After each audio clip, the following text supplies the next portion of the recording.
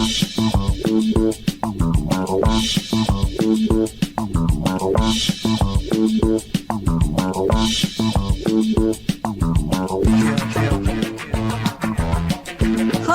welcome to Inside the Moms Club, where being a mom is the coolest place to be. Here in the Moms Club, we believe that what embarrasses you now will make a great story later. And let's face it, if you don't laugh sometimes, you're gonna cry. Join us in having a good laugh together. I'm Monica Samuels. You are now inside the Moms Club, your private destination for all things mom. Hi, moms. Welcome to Inside the Moms Club. We're so happy to have you here today, and I'm here with my co-host, Raha Dixon. Hey, Raha. Good. How are you? Yeah, it's great. Now, so this is the beginning of school. Well, Chase, we got him back to college. Nice. And that was really interesting because he has a new apartment and new roommates, and he got locked out of his bedroom the first evening. And in the middle of the night, and in his defense, they claim they did not lock that door, but it got locked. Okay. And so they couldn't get back in. Okay. And I had just bought him a tool set. He left the keys to his car in the room, but he left the toolkit outside. Oh, useful. And the toolkit had a hammer in it, and he and his roommate thought it would be not a bad idea just to smash the doorknob off to get in. Why am I laughing? I'm sorry. But we had a life lesson here. So the life lesson is that when we rent an apartment from a person who owns the building, right? It's not like the frat house. It's not like the dorm. We cannot destroy things. Wow. So we learned that lesson, and so that was good. But yesterday I was asking how his classes were going, and he didn't really tell me that. He said they're good. That's all he said. But he said that he and his roommates have really fixed this apartment up, and he said it's really sick. And I learned that's a good thing. Yeah, it is. Where have you been, man? Yeah. Even I knew that. Oh, you did? It's sick. Also, sick is old now. Sick. Okay, what are the words? What are the new words? Now Quick, it's tell me sus, what I need to. Like sus. And then it depends how you say sus. Then it has a different meaning. Oh, good. I don't know if any other moms have experienced this. I think you and I have to get together, and you need to educate me on how to speak to people these days. I'm also behind. When he first told me I was sick, I thought, oh, no, that's terrible. But no, it's really just fine. Yeah. But you know, the other thing, so the other thing with Chase, as we're getting ready for school, is he and I had a pretty serious discussion about how he feels about things and how college is going. And he told me, he said, I have some, anxiety and some things, but he said, it's not as bad as every other kid I know.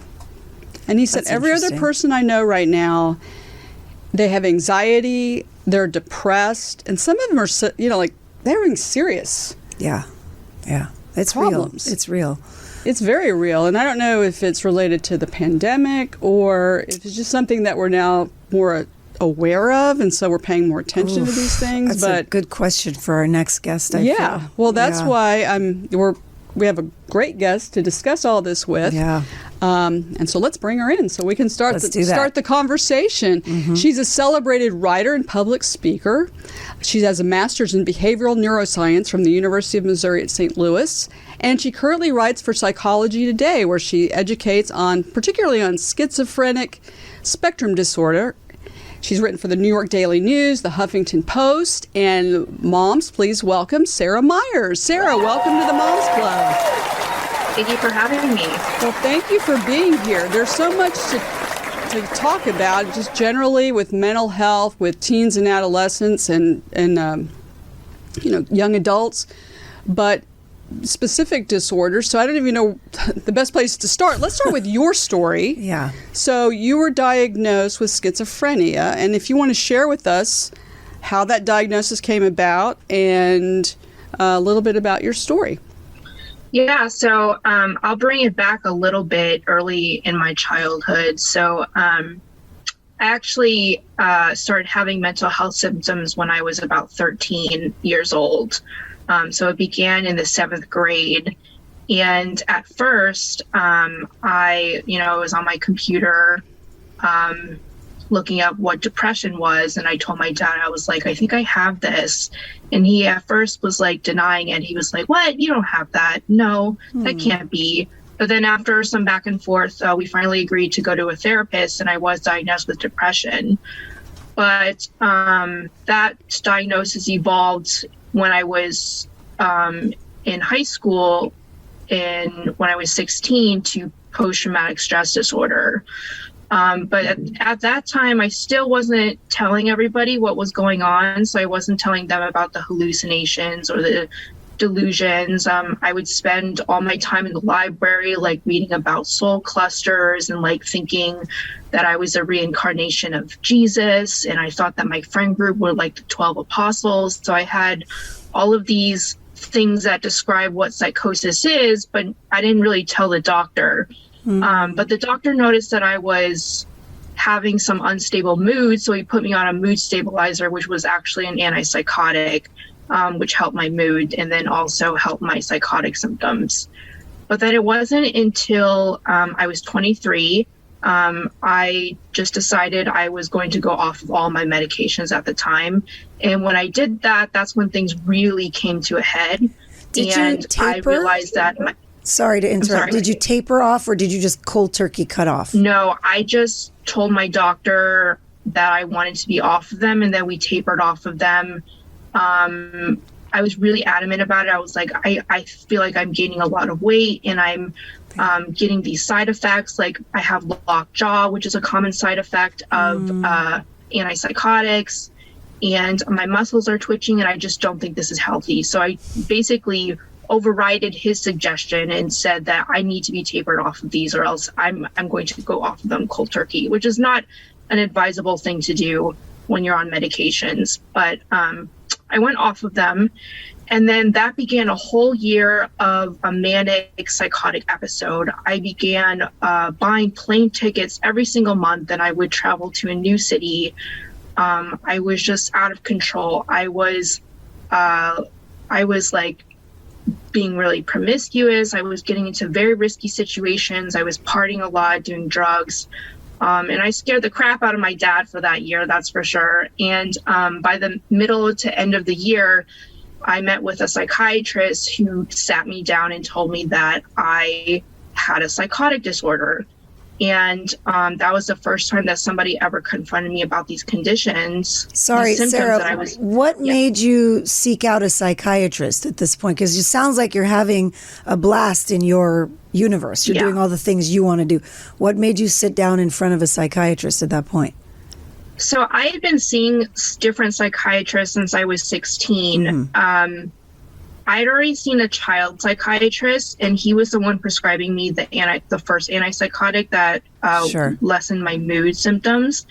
But I can't remember. I think so during that year, I was working on my physical health. So I was working on trying to manage my food, my diet, and my allergies to different foods.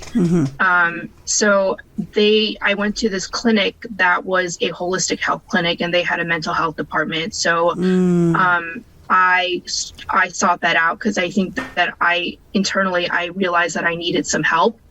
But I didn't know really what really was going on. And the psychiatrist was the one who told me that I had schizoaffective disorder. So I don't have schizophrenia, which is separate from schizoaffective disorder, but schizoaffective disorder is basically schizophrenia and bipolar disorder combined into one diagnosis. Wow. That is so much. First of all, thank you for sharing this with us. And I applaud you for being able to mouth this out loud just so eloquently and just in order and factually. And I don't know, I'm in awe of you. I have a harder time talking about much simpler concepts in my life. So I applaud you for that. So, okay.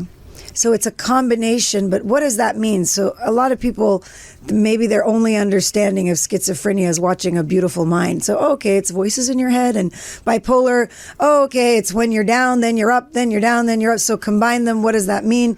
Educate us on the elevator pitch of what that means to have both of these conditions. Yeah, so with psychotic disorders, we kind of understand them as occurring on a spectrum. So on one end, you have schizophrenia, which is hallmarked by disorganized speech patterns, disorganized behavior. On the other end of that spectrum is bipolar disorder, which is the mood component. Schizophrenia doesn't have the mood component. We call that affect in behavioral neuroscience research, where schizoaffective disorder is in the middle, where you have a unstable affect and you have the disorganized speech and behavioral patterns. So schizophrenia, you'll see the symptoms categorized with positive symptoms and negative symptoms. So the negative symptoms are the lack of affect. Like you have blunted emotions. You won't feel pleasure. It's called anhedonia. You won't be able to feel much of anything really. And often the antipsychotics kind of contribute to that. And positive symptoms is when you hallucinate. So you start seeing things or hearing things nobody else does. You start having delusions. I personally had delusions of grandeur. I thought I was a reincarnation of Jesus and Leonardo da Vinci. So I started telling everybody that I was going to do these great things. I was going to invent a time machine. I was going to basically bring about like I would be like a religious leader if I lived in a different time. And so, but I also had this very impulsive behavior where that was hallmarked by my mania. So that was these increased spending. So I would spend so much, thousands of dollars on plane tickets. Where was this money coming from, Sarah? So I borrowed it from my dad. And I was so ashamed about this, but I was so out of control that I was basically telling my dad, if you don't give me this money, like I'm going to kill myself or something. I have to go explore the world and I have to experience life, or else I will just die sitting here living my life in a boring state. So I think I really scared my dad into like thinking that he had to really support my interests and my desire to live life, or else I was just going to disappear. Yeah. Well, I'm curious too about your family, and I can tell you just as kind of a bit of a background. I know what I know particularly of schizophrenia is one of my son's roommate was also a person he went to high school with, and that young man's brother has schizophrenia, and unfortunately that schizophrenia led to a very tragic, violent event that this brother witnessed and was part of. So I've seen the impact of it on his brother and his parents, and I'm just curious, like for your parents. Now you mentioned that you went to your parents and said, I think I have something. Did they notice anything, do you think? Or did they say, now it's sort of making sense? Or what was their initial reaction to you sharing that with them? And what steps did they take to try to help you find, what the situation was with you? So both my parents reacted very differently. To this day, they have very different reactions to my diagnosis. So my mother is a Vietnamese immigrant. She comes from a country where mental health is not really a thing there. I'm not sure what the current culture is on that in like modern day Vietnam, but she fled here during the war.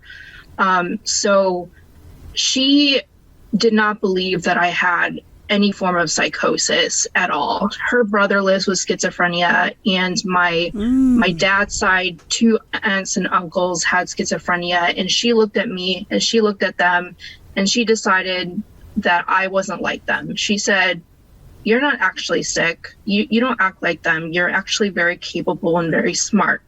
So she couldn't understand that you could be both high functioning and live with a psychotic disorder.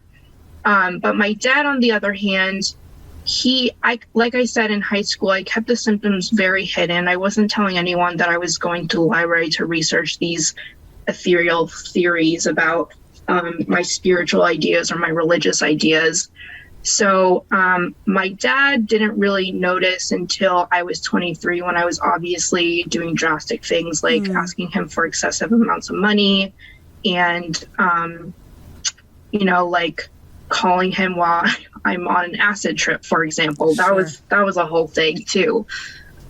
So when I finally came to him and said my psychiatrist diagnosed me with schizoaffective disorder, he was like, that makes a lot of sense, because you seem to act a lot like my sister Sheila, who at the time was in a nursing home, and she had been suffering from schizophrenia since she was 14 years old. Wow. So if you could give any advice to moms and dads raising kids that might suffer from this, what would you have appreciated that you didn't have when you were, because you said it started very young. What do you think would have helped you to figure this out earlier? I think awareness from the parents is very important. So when I was going through school, mental health awareness wasn't as huge of a thing, but you see more and more mental health awareness in school-age children these days. And Gen Z is very on top of mental health, because I think with the ease of access to the internet. Yeah. So I think it would have helped if my dad was connected the dots more. And I think that it would have helped if both my parents understood that, you know, when you have a mental disorder, you can appear both high functioning and carry these symptoms at the same time. Yeah.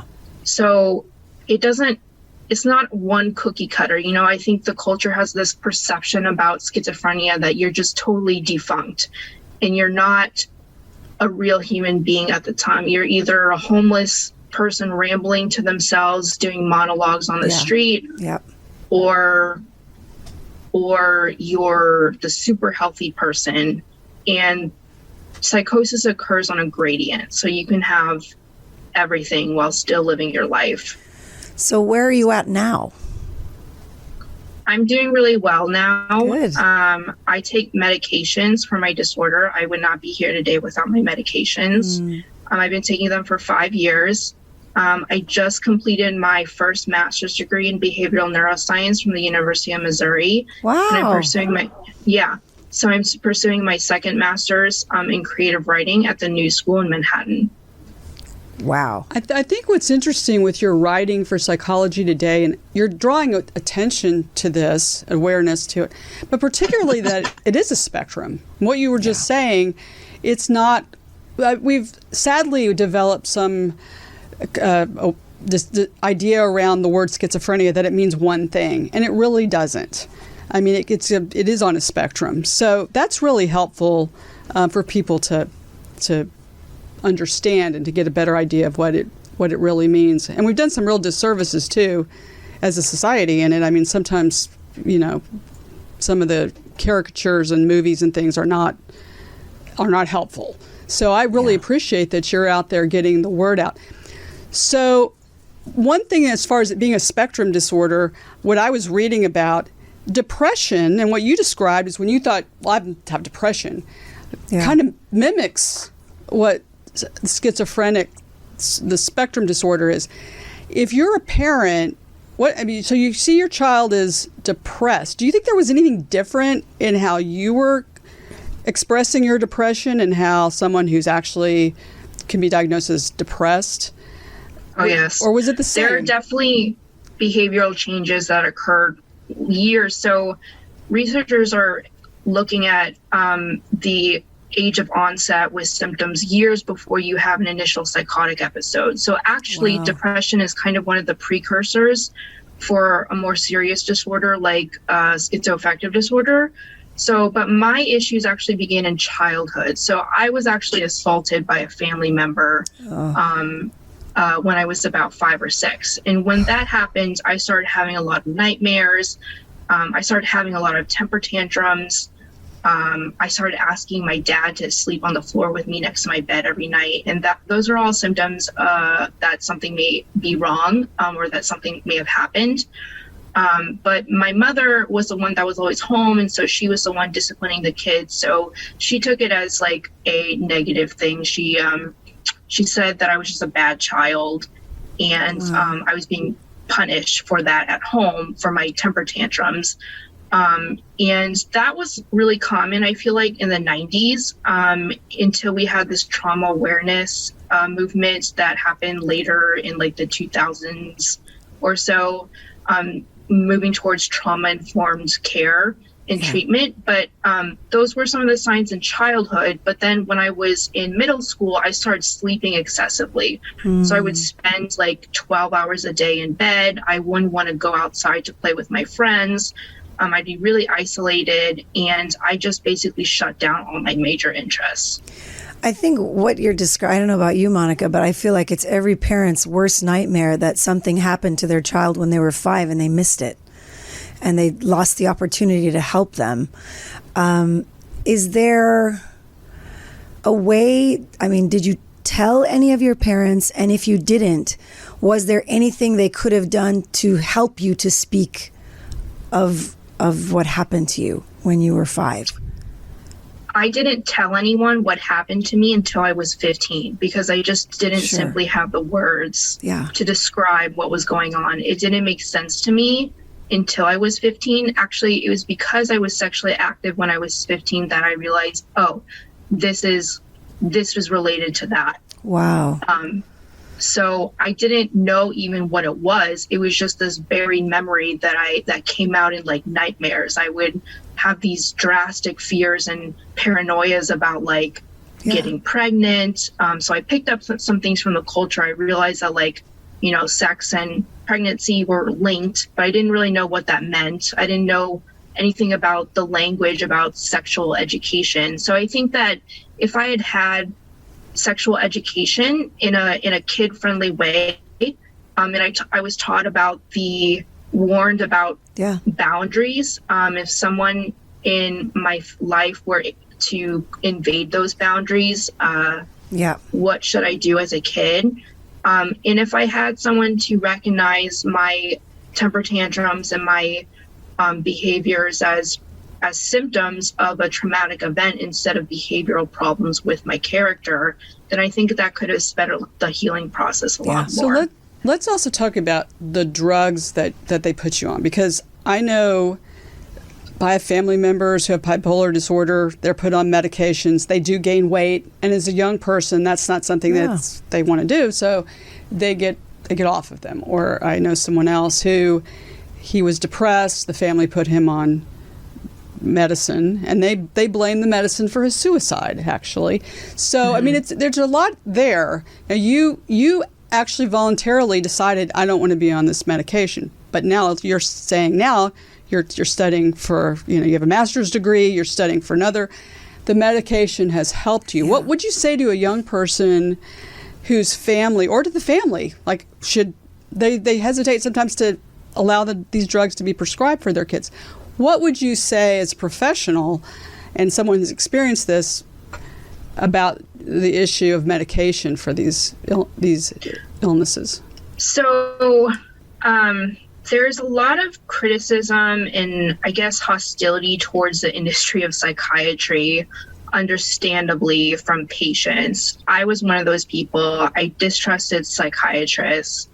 I did not like any doctor, anybody in the medical community. I would just be very judgmental and be like, you don't understand my condition, and you're basically stuffing me with these drugs that aren't really helping. They're actually muting all my ability to feel deeply, and they're taking away from my life. That was my impression. And so for the first 6 years of my mental health psychiatry side of things, I would refuse to take medications. I actually tried to go on names of medication, like I would take St. John's wort, and then I asked my child psychiatrist to prescribe me like a condensed vitamin B12, which is shown to help depression.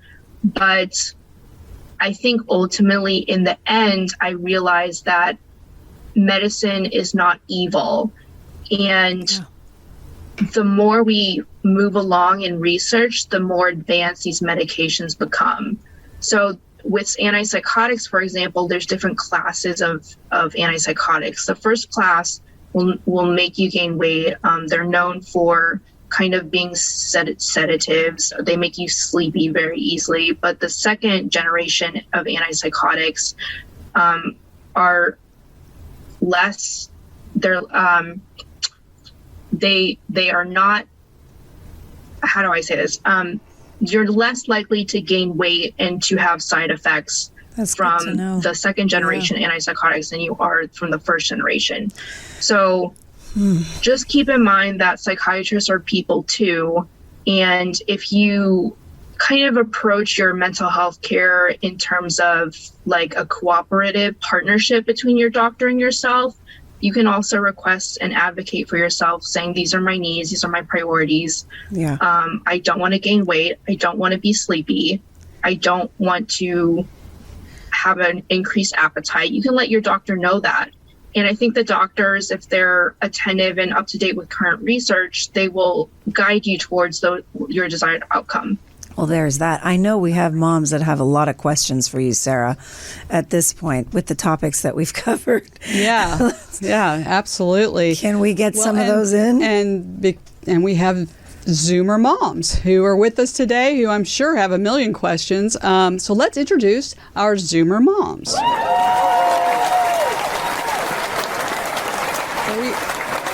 We have some new Zoomer moms joining us today on the show. So let me start with Mary Huth. Mary, can you introduce yourself real quick and tell us a little bit about yourself and how many children you have? Sure. My name is Mary. I'm so happy to be here today. My partner and I have 20-year-old twin boys. They're both currently home and are leaving very soon for back to college. My partner and I are lesbians, so we're a little bit of a different we don't really follow the default, I guess, in terms of family structure. I currently, I'm a comic in Los Angeles. I also sell vintage pottery. It's my side hustle. So, and prior to that, I worked in publishing. I worked for the Wall Street Journal. Great. Bring some comedy, Mary. Welcome. When you send those twins back to college, don't give them a hammer. I can tell you that's probably not a good idea. Or you use it if that's the case. Anyway, right. Do you have a question for Sarah? I sure do. I know that oftentimes schizophrenia will, like the symptoms will manifest in early adulthood. And what are some of, that sort of seems like the time period where the kids are really trying to separate from parents, kind of happening simultaneously. And I wonder, what are some of the signs that we can look for as, aware parents or whatever, that our children are struggling, with this kind of an issue? I mean, I guess my real question is, how do you differentiate from things like normal anxiety about new experiences and a deep, sort of a mental health crisis or issue? Mm-hmm. Yeah. So I'm not actually a doctor, so my knowledge only comes from my research and my personal experience. But I do know that these symptoms, these behaviors, like isolation, maybe there's an increased obsession about a certain topic. For me, example, I was really obsessed with religion and the idea that I was Jesus. Mm-hmm. So if they start, you'll notice behavioral, character changes, in their personality. Their interests might change. They might not be as social.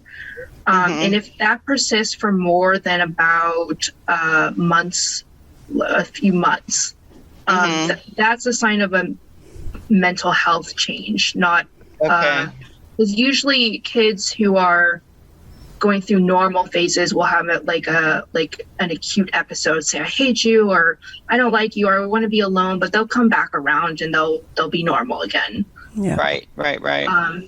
But for schizophrenia specifically, if they start having noticeable changes in the way they're walking or in the way they're talking, if their speech is having some word salad, which means you bring in a lot of different associative language together, that's a sign it might be a problem. Yeah. Well, great. Les, thank you for that. Leslie Harrell, is a mom of a son and a daughter. Leslie, do you have a question for Sarah? I sure do. I am finding myself grossly uneducated about this, and so it's super fascinating to me. And so my question, and I hope I can make it make sense, but like you said that there was an environmental situation, like something happened to you. And so what is the percentage, or what do you, I mean, I know you're not a doctor, you said, so I'm not trying to pigeon you in a corner, but like how much of these types of diagnoses are based in somebody had a bad experience, something was done to them, versus they're just born with it, and you have that dynamic? I mean, what's your experience on that? So with mental health disorders, there's a genetic and a social component to it. So usually people with mental health disorders will have a genetic predisposition to develop mental health disorders. So you'll see bipolar disorder or schizophrenia run in people's families. And that's that's a really big indicator that future offspring could inherit the disorder too. The environmental component is when there's a environmental trigger, like a trauma, like sexual assault or abuse in the family. I had sexual assault and long-term abuse. So that was the environmental factor that kind of changed my genetics in order to bring it out more. Some people don't have environmental factors, and maybe it is just genetic, but that's a huge area of controversy and research right now, actually. So it's kind of undecided, but usually there's both a genetic and an environmental and cultural factor. And if you have, one and not the other, is it easier to manage? Like, let's say you only have the environmental, not the genetic, or you only have the genetic, not the environmental. Do you think it's easier to manage as opposed to when you have both?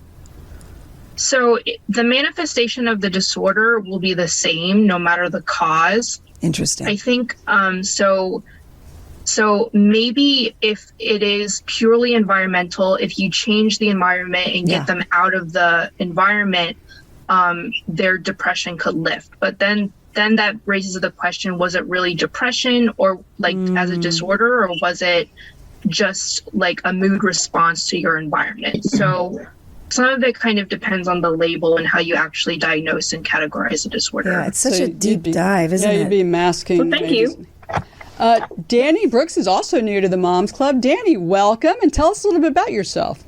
Hi. Yes, as you said, my name is Dani Brooks. I have two kids, ages 9 and 7. The 9-year-old is my daughter, and the 7-year-old is my son.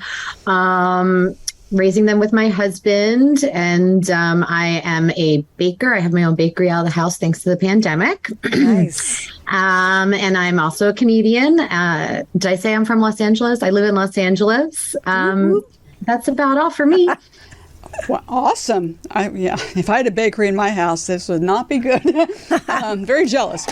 Well, tell us, do you have a question for Sarah? My kids are younger, so they have big imaginations, right? So you were talking about like your symptoms at a younger age. So, I suffer from temper tantrum as a child, and have later in life been diagnosed with bipolar 2 and panic attack disorder. And I'm starting to see my son having similar temper tantrums, similar behaviors. So, I can always remember being shamed for the temper tantrum. So I try to be really engaging and hear him out and validate his feelings and all that. But at what point, does imagination end, and should we be concerned? Or I always worry that I'm going to give him, as I call it, the beast. I don't want him to have it, but so I'm trying to work with it at a young age. So I don't know what you would recommend as far as that goes. Yeah. So, I think that's the whole goal of the mental health awareness movement for school age children. If you develop emotional regulation skills early in childhood, the hope is that you can maybe prevent some of these episodes from turning into disorders. So if your children have tendencies already, or genetic tendencies or behavioral tendencies, maybe start implementing those strategies earlier.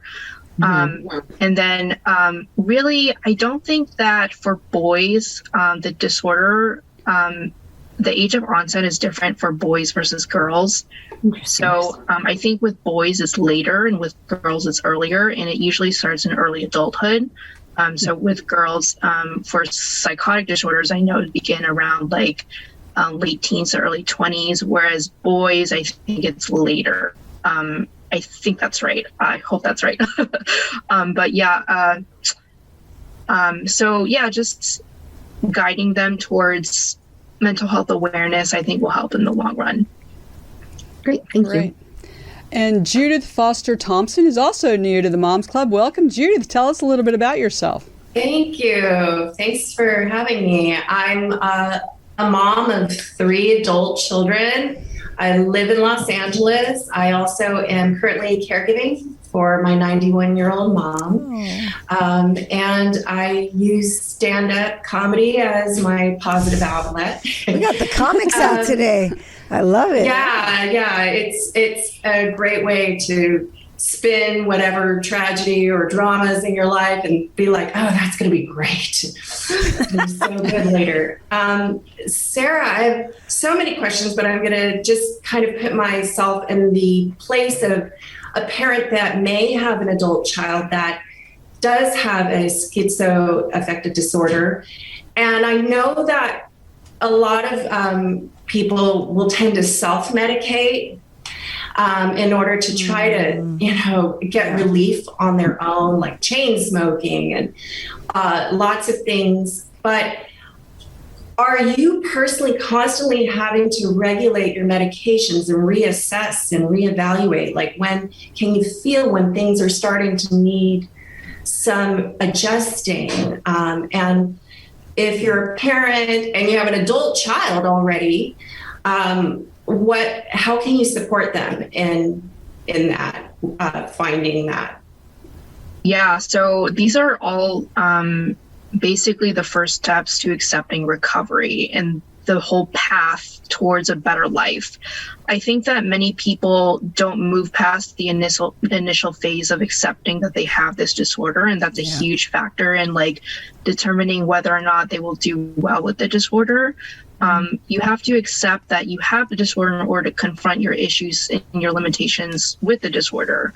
So people, schizophrenia disorders are very comorbid with drug abuse and other conditions. So with me, I did not have any addiction issues, and I kind of faced recovery really fast. So once I was diagnosed in 2017 and I had the discussion with my psychiatrist, that was when it hit me. I took about 6 months to really combat the internalized stigma and evaluate what does this really mean for my life and what am I missing out on if I don't recover.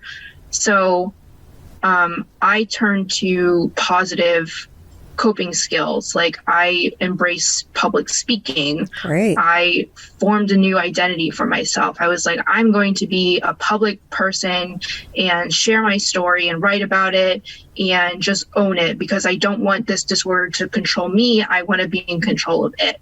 So really, I think all of that just is involved with the first initial stages of recovery. And I think promoting this idea that you can recover from psychotic disorders. And medications will always be an issue with people with schizophrenia disorders because they are so tricky and they're kind of not as advanced as other psychotropic medications. So I recommend choosing a hospital that you feel comfortable in to do medication changes. So my stepbrother, for example, he goes in once a year to get medication adjustments, and he goes to the local hospital. For me, I need more attentive care, so I need a hospital that can allow my dogs, and usually those happen on the coast. So I didn't know that's even possible. That's great. Yeah, so those are hospitals. They weren't very abundant in the Midwest, so I was really contemplating just flying out to LA to like go to a mental hospital that cooked you very like holistic food, got you on proper diet, and was really comforting. The state hospitals can be kind of alienating and isolating and cold, and I just didn't want that. but for people like my stepbrother, they're okay with it. But for me, I need my pets too. So really having an action plan for like your medication adjustments, and knowing that medications aren't perfect, they're not going to help everything, but accepting the fact that they're going to help you function, and accepting the fact that the disorder, your symptoms might be taking away from your life more than you on your medications. That's great. And that leads to our final, last but not least, Zoomer, who happens to be a nurse and the mother of 2 daughters. Julie, do you have a question for Sarah? Oh my goodness, I have so many because, you know, Sarah, for a part of my life, I was an ER nurse. And as you know, ERs take a lot of patients that are having episodes. And I always felt like we never had the critical resources in order to help someone who was having an episode. You know, we're basically like taping a Band-Aid over a situation. So I'm really glad to hear that here in Austin, we've come a long way since when I was an ER nurse, and just having people stay there and making the psychosis even worse for 4 days on. So I think it's really critical that you pointed out that you can be a high functioning person and still have these types of symptoms or thoughts.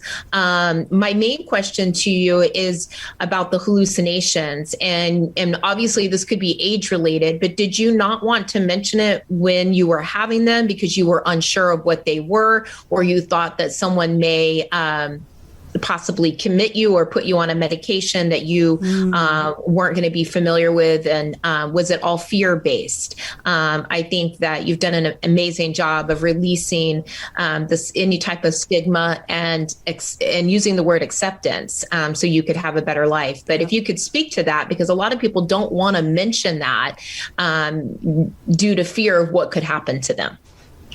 That was exactly my fear. I had this totally negative perspective about what schizophrenia meant. You know, I saw One Flew Over the Cuckoo's Nest. Yeah. I read Girl Interrupted and saw the movie starring Angelina Jolie and Winona Ryder, and those were my models. So I was terrified. My aunt and my uncle, I met them when I was a kid, and they were just like rambling adults in this dusty old house, and nobody was really taking care of them. So I had these very negative perceptions about what it meant to have schizophrenia. And I was like, holy crap, like, I don't want to be like that. Like, and also I heard all these things like, oh, if you are crazy, they're going to commit you and you won't have any control. So I didn't want to do any of that. Of course. So I hid them, because of that. I didn't tell anybody because I didn't want to fear losing control of my recovery. And I think staying in control was really important to my acceptance and recovery in the end.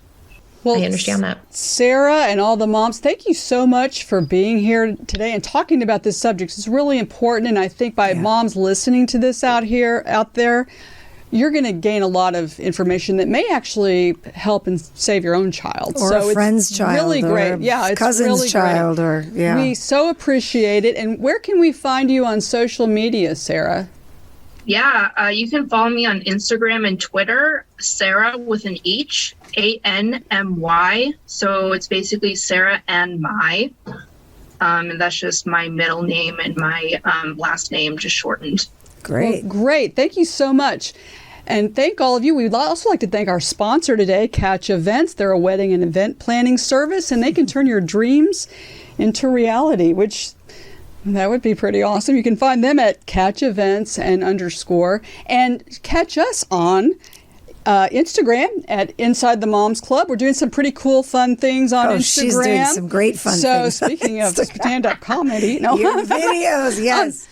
Just check them out. I think if you want to have a little chuckle, just be Mary, sure. Dani, and Judy, please weigh in. And check that out. So we'd like to thank all of you for being here today. Moms, join us next time for celebrities and extraordinary moms just like you. We know your me time is precious and valuable. Thank you so much for spending time with us.